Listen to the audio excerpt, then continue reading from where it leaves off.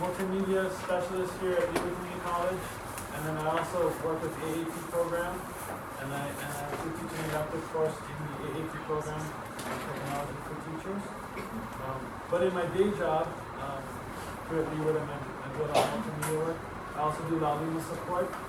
So Erin and Cameron have asked me to come and do a real brief, I mean I got literally half an hour, to give you an overview of Laulima, just to make sure that you're comfortable using Laulima, whether it be an online course, which would be a total immersion in Laulima, or a face-to-face course with just supporting use of Laulima.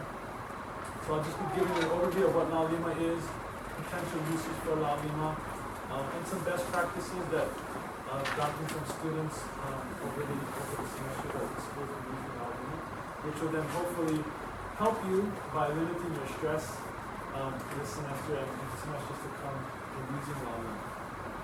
So some of you don't have UH usernames. I know,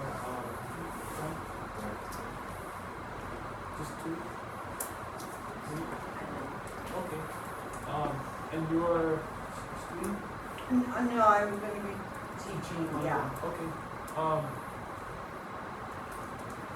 Usually you would wait for the administrative end to pass the human resources paperwork, and as part of that, it gets generated. But do keep Erin or Bobby in the loop, because the semester starts next week, and hopefully you'll get it.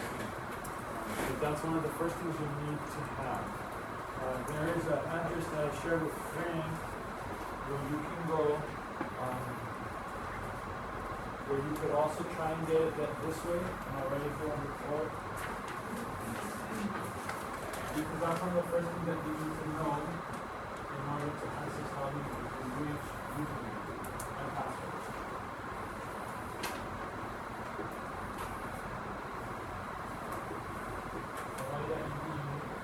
And it's basically an information site that our IT system has put up to answer questions regarding that. One of the links on that page says, click here to request it manually. So, /ask us. The number is 572. So it's just www.hawaii.edu/ask us, all one word, /572.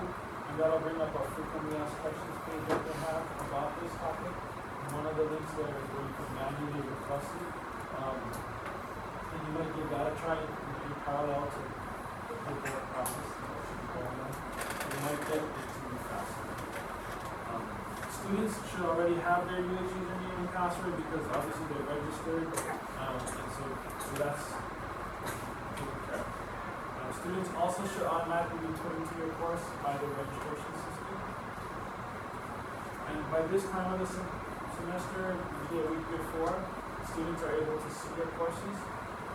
So let me just show you the address. And if you have a computer up, you can open a web browser and type in the address for Laulima, which is https://laulima.hawaii.edu, and you can go directly to the Laulima page. Other ways that some students access Laulima is through the MyUH portal. Are you familiar with that? Anyone? That's usually where you go to register for your courses. So if you go that way, it will look slightly different.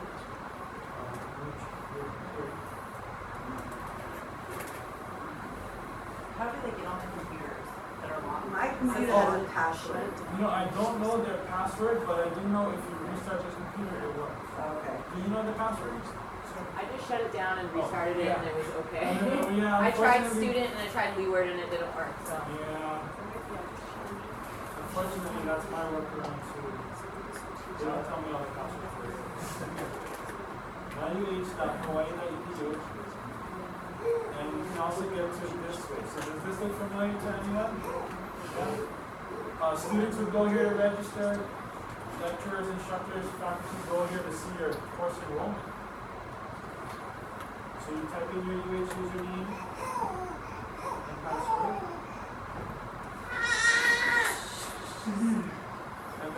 something like this. And up in the upper right corner, there's a link to Laulima, as well as to your UH email and some other services. As an instructor, typically, and I guess if I was an online student, typically I go straight to Laulima and I wouldn't go here. But I do hear once in a while that students go through the UH portal, or my UH portal. So that's another way that you can get there. But if you're going there a lot, for example, if you're taking a solely online course, or if you're teaching an online course, you can get there directly by going to https://laulima.hawaii.edu, and it will take you here. So you need your UH username, and you usually need the address. If you're going there a lot, a best practice would be to bookmark this page in your browser. And usually to bookmark it, you just drag the URL and drop it on your bar there, and it will put bookmark on your browser so that it's really easy to get to it rather than having to type it in each time. So I'll sign in with my UH username. And again, Laulima is a service for course management. It's an online service for course management. Some instructors will use it to teach their whole online course. Some instructors will use it as a supplement to their face-to-face course. It handles messages like email. It handles announcements, course announcements. Some instructors will accept assignments through Laulima. And it will also display grades. And do much more. But those are the most common uses. Once you're in Laulima, it will look something like this. Again, this is my account, so it will look different than what yours looks like, so don't panic just yet. You will all have this My Workspace tab. But going across the top here, these are the courses that you've enrolled in, either in the past or currently this semester, both online courses and face-to-face courses. All courses in the University of Hawaii system have a corresponding Laulima course. So any of your courses that you've ever signed up for with University of Hawaii will be represented up here in this tabs. If you have more than 4 or 5 tabs, you'll also see this other one down here called My Active Sites, which is just basically a textual directory of all of your sites. But the reason why I share that is because sometimes people panic when they don't see the My Active Sites tab, and then they ask, why don't they see it? But that usually just means that they're not taking more than 3 courses or haven't signed up for more than 3 courses, so there's no need for that to show. When you first log into Laulima, you'll see the message of the day right here.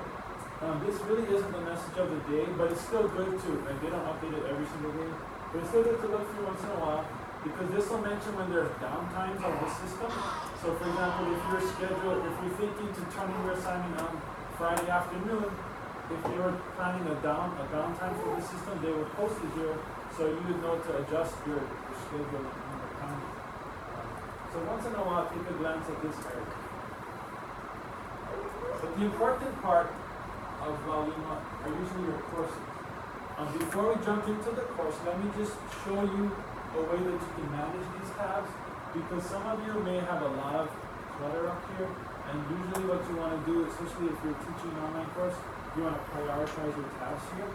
So if I'm an instructor and I'm teaching 3 classes, 2 are online and 1's face-to-face, or a face-to-face one I'm not really using Laulima, I would want to prioritize my online ones so that they would be right here. And then my not important ones sort of off to the side. So under your My Workspace here, if you go to Preferences,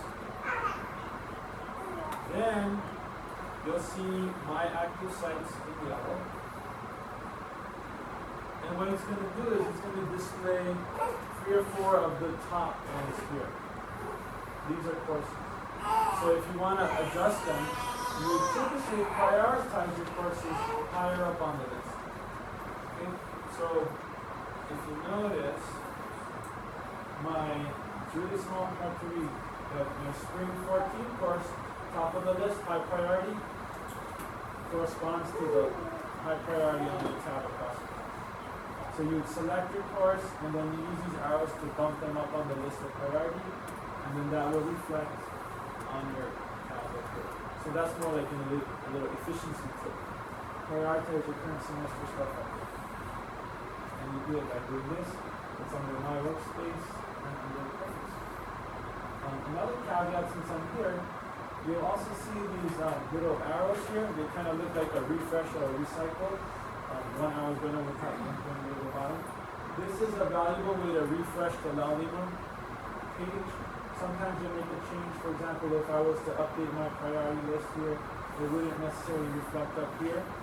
It's nice to know about this refresh button. If you manually click on these arrows in your course, or in this example, it refreshes the page, and then the tool will refresh and reflect your changes. And that's true even within the course when you're working within, let's say you're working in a forum where you're contributing your comments to a discussion, and you want to make sure that it was posted properly. If you hit refresh, you should see that list of, or that discussion refresh and see it posted. So that's a good tip to know about that refresh. I obviously have different courses than you do. You can go ahead and click on a tab if you see one there. I'm going to use this course for the rest of my demo. Another caveat that students also ask about is they don't see a course listed up there. A really great feature or service to know about, whether you're a student or an instructor, is our support link. That's always going to be in the bottom of every Laulima page, whether you're logged into Laulima or not, and it's called Request Assistance. Laulima is a University of Hawaii tool, so it's offered by our system office at Manoa. They also have a full administrative services group, and this goes to them. So don't be afraid to use it, because we blast it out there, we use it ourselves. And they provide a really good service. So anytime if your students are saying the course not showing up, or if you're an instructor and the course isn't showing up, or you're having a technical problem, you click on this link, it brings up a form, and then you submit. Usually you put in the CRN or the course number that you're having problems with, and a short description of the problem, and they'll usually get back to you within a day, but probably next week. Usually they're a little backlogged. So it might take them about a day and a half maybe to go back to. But use this, and if your students have problems with Laulima, refer your students there. It's always there on the footer of every page.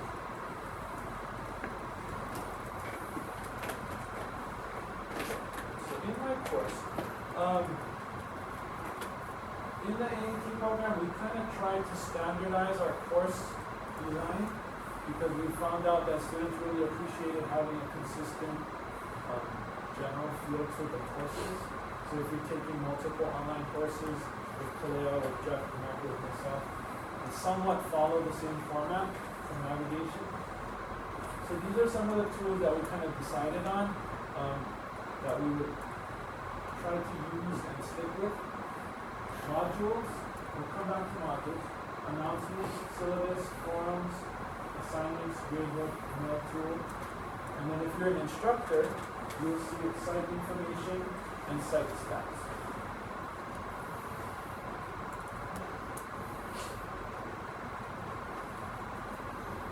Now, announcements would be where your instructor, or if you are the instructor, or you could post course-wide announcements.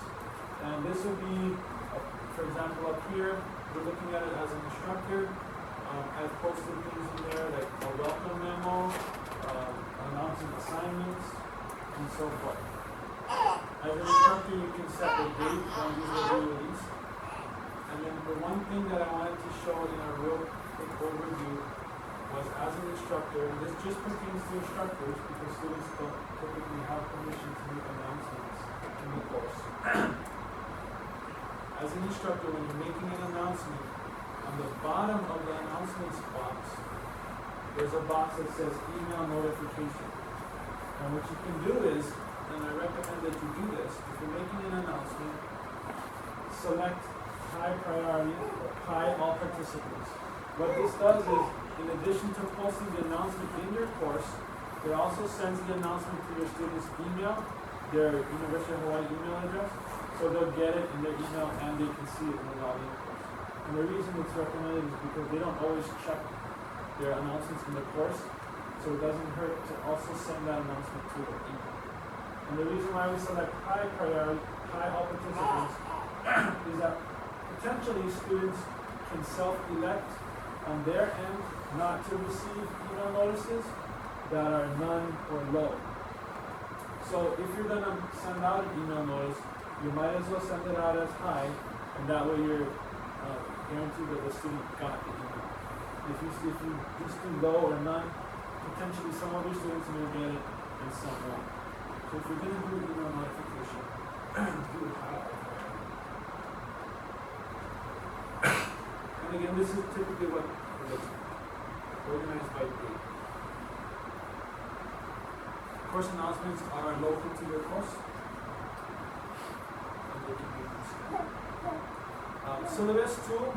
Syllabus is obviously your syllabus. This is where you can learn more about your course and the activities and services available to you. So as an instructor, you would put in your syllabus here. And as a student, you would make sure to look at it at least in the first week. Usually tells you what book you need to buy. And then down services, Writing Center, and the services the campus provides. Another important one is forums. Forums, depending on your class, more so if it's an online course, forum is like a discussion board, or they used to call them bulletin boards. The instructor will post up a prompt and ask the students to contribute to the discussion. So you would go to the forum and in this example, post a self-introduction. So this is very common in online courses. So what you would do if you're the student, you go into forums, find the one that you want to post to, for example, introduction, and then you would read what your peers have written, and hopefully you would post something of your own. So in this example, I would click on my introduction, and I can see that Grant posted an introduction, demo student posted an introduction, etc. You can also reply to things too. So if you can relate to someone like, oh hey, I'm from Maui too, and you wanted to put that in the introduction and reply to them, you can do that by just putting a reply over here.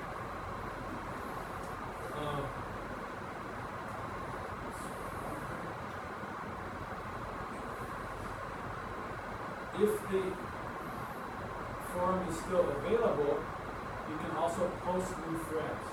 So the instructor can make forums open and closed. So they can set a timer of when you have to participate. But if it's still open, the way you contribute to the forum posting, besides doing the reply, is you also can click on post new thread, and this is where you would post in your self-introduction, for example, in this topic. You would type in, hi, my name is Brand, and this is my self-introduction. I apologize, I'm really running short on time, but in the forum, I thought this is a good thing for you to know. Oftentimes, if an instructor is requiring you to post, for example, a page discussion or a short essay or a lesson plan or something like that effect, they will tell you not to write it in here, because as anyone knows, the internet can potentially cut out, especially if you're doing wireless on a laptop. And if you get cut out while you're working on your whole page essay or lesson plan in this box, it could potentially be lost. So if you're working on anything that long, we usually recommend that you write it in a word processing application or Google Docs or something to that effect. And then copy it, or save it first, and then copy it and paste it in here. Okay? And so we do that a lot. The caveat though is if you're copying from Word and you're pasting in here, we recommend that you go to this little icon. It's a blue icon and it has a blue W in it. And what that will do is it will scrub the Word file for any garbage. This is an example of what it looks like when you don't scrub it. You see these little extra characters that end up showing up. And so it gets really hard for your classmates and instructor to read because this is really a small small example of how bad it can get. But when you run that same thing through, when you run that same thing through the scrubber, the word scrubber, then it looks more like you'd expect it to. It should look something like this. So it looks a little better. You still have a few of those. Okay? But for the most part, it's better, readable. Usually, if it's really important that the document doesn't have these in there, like if it's a whole lesson plan, multiple pages, the instructor will ask you to attach the file, which you can do as an alternative to copying and pasting it in there. And the way you do that is if you're making a post, posting your fit, you do your title, so you still have to do the title, but instead of typing or pasting it in here, you come down here and you add attachment, and then maybe in here it's helpful to say see attachment. But when you attach the Word file or the PDF or the picture or whatever file you have, and you do it that way, that preserves the integrity of the original document. Time here, but let me just go down to assignments. Assignments, some instructors will use assignments as a way for you to turn in your files to them. They like it because it has a definite cutoff. So the important thing that we found with assignments though is that students will see that, for example, week 1 assignment, and they'll think that, okay, that's where I turn in my assignment, but where's the description of what I need to do? Usually that's described in modules, but for example, it may also be described in the assignment. So to find that, you click on the assignment, and then down here under instructions, the instructor might have typed additional information about the assignment. So be aware that this part exists, because sometimes students just think this is a place to drop files, so they never click on it until the due date, and so then they miss out on seeing the description of the assignment. So understand that this is just a first step. It's not where you submit. You click on it first, then you would submit it after the fact. But this is where you might see more instructions. So don't panic. This is what I'm saying.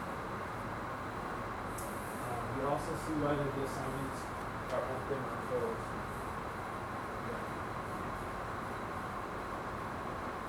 Other than that, that's a good straightforward. The grade book, again, is where instructors are putting their grades, and then their students can see it.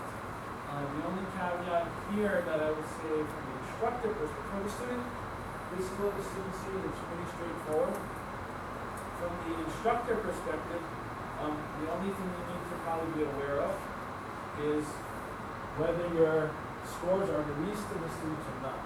Because oftentimes what happens is instructors may actually go the whole semester thinking that students can see their grades, and nobody asks, and then they'll say, how come we can't see our grades? And the instructor thinks, well, hasn't it been viewable all this time? The answer is no. You want to make sure that the scores are released.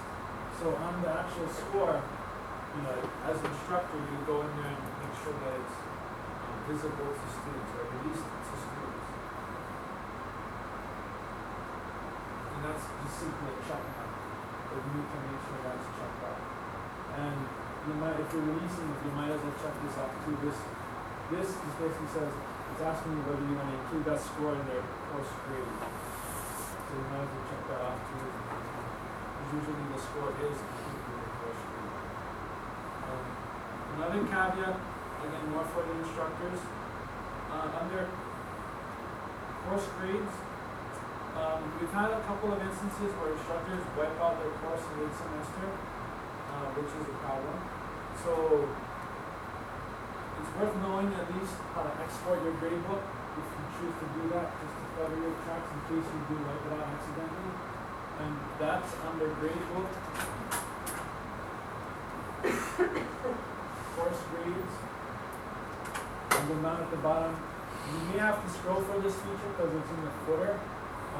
Like I only have one student in this class, so it's right here, but if you had 25, 30 students, you may have to scroll. In the footer of this page, course grades export usually to Excel, and that'll spit out an Excel file with your grades up to that point. That's the best part. Mail tool. I like to think of it as a mail directory. It's very handy the first couple of weeks of school before you know your students' emails. Basically what it is it's a list of all your students and other instructors who are in the course and their email addresses, or their UH email. So you can send messages in the mail tool, for example, roles, and I want to send a message to all my students. Actually, it's only one in this course, but we normally have the 25 students, and it goes out to them. So if you don't have a list of their email the first week of school, this is a great way to send out your emails. Like, welcome to my course. Our course starts next week, starts Monday, sign in through Laulima, etc. You could use this tool to send out that initial email. It's as simple as going to students, and usually all 25 will be checked off, and you just write your message there, and this goes out to their email. And then they can reply to that, and it comes to your email. So I think of it as more of a directory. Because once you know their email, and once it's in your Google Mail, you could just correspond back and forth with them outside of there without this tool. But that first week when you don't know their email address, it's a great tool for doing that. And likewise, students can do this if they're working in a group. They can email their group members using this tool before they, to establish contact. And after they do that, then they can email each other there. So it's a simple tool. I think of it as a tool mail there. Other tools for the instructors with us today. Other tools you should know about. You will see a link there for site information. This tool is important for instructors because if you're adding peers to your course, such as Bobby or Aaron or Michael or Pernell or Jeffrey, you can add them to your site as a guest or as a co-instructor. And so for instructors, you go to site info, simply go to add participants, and usually you do this first box because this box is where you put in folks that have a UH email address. So you put it in there, and then after they're in there, you scroll down and you assign them a role, which depending on the purpose and why you're adding them to the course, would be either student or instructor, and click continue, and then they will receive a message saying that they've been added to the course. So if Bobby or Aaron ever ask you to be a part of your course or have access to your course, this is where you can do that. Technically, you can add students to the course this way too, but we don't recommend that. We recommend letting the automated system of registration take care of that for you, because we have had instructors who added students, and then at the end of the semester, people find out that they never officially registered and paid for the class, and it's a huge problem. So let the registration take care of the students. But occasionally, Bobby or Aaron, as a peer, will ask to be added to the class, and this is how you can do it for peers. Another tool that you will see if you're an instructor will be site stats. That's a tool that you will need to turn on if you choose to use it. But it's under site information, under edit tools. The value, it's not turned on by default, but the value of turning it on is it tracks who's been logging into your course and when. And why that's valuable is because maybe week 2 or 3, you'll get an email from administration asking for a list of students who haven't shown up yet to your online course. If you've turned on site stats, you can go in and see who's access to your course and not. And then you got that information. If you don't turn it on, it won't track it, and you can't do it after the fact. So being that the semester hasn't started yet, you might want to go to site info, edit tools, and turn on, check off site stats, and just let it go. You'll continue and let it run. But essentially that's just a tracking thing, and like I said, 2 or 3 weeks from now it'll be helpful, so we know, obviously they should be turning in assignments and we should be talking to them through the online environment, so you should probably have a good feel, but in case you don't, this is good evidence for those students who don't show up. Also, at the end of the semester, it's helpful because if you have to report for the students that failed, when was the last time they checked into the course, this will keep data on site stats. And it's not turned on by default, so we share that with you, and hopefully we can turn it on before the semester starts. And the last thing I'll just go back to is modules. Modules is actually where the meat of your course will be delivered and received before a student. We tend to try to follow standard format for this as well. So most of the courses are designed where they'll have weeks, and within a week there are some consistent topic or sections. We usually start off with the title of the week, an introduction to the title and the topic of the week, activities, we describe the activity, and as we scroll down here you can see an example of what one might look like. An introduction,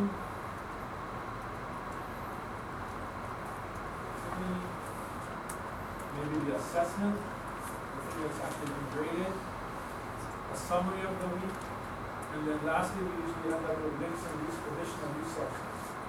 So most of our courses have been designed following those 7 steps or whatever for the week, and then it repeats every week. So if you're an instructor, you may be asked to update this. This content is actually held in our Google site. Sorry, I got it down. And to edit that, you can go down, if you scroll to the footer of the page, and click on sign in with your UH username and password, you can sign in. Usually if you're given a course to teach and it has this format, you don't have to change too much, but it's probably a good idea to know how to sign in because you might need to edit dates, like semester 2014 or whatever. You may have to put your name in there, you may have to do dates and simple things like that. So it's handy to know how to sign in if you do using the password. And once you're signed in, you'll see a pencil in the upper right corner. And if you click on that, that's how you can edit the page. And then also up there, after you click the pencil, you'll enable a save button. When you're done, that's what you hit to save your changes. And then the student will see it as well. So sorry, kind of had to fly through all of that. There is a page though that we have as a college that we put together with a lot of these resources, and that's at this address right here. If you want to copy this down, logs.leeward.hawaii.edu/Laulima. And this is a resource that you can share with your students and that you might find useful as an instructor as well.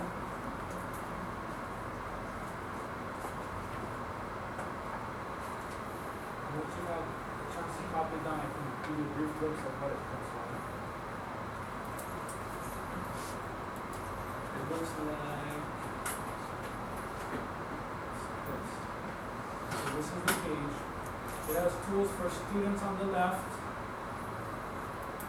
some self-help orientation and videos, tutorials. And then on the right, it has some resources for instructors.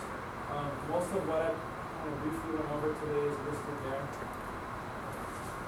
With links to resources. So this site can be shared with your students, and it also can be used for yourself in learning with the course. The other most important thing, again, is that request assistance page or link on the bottom of the page.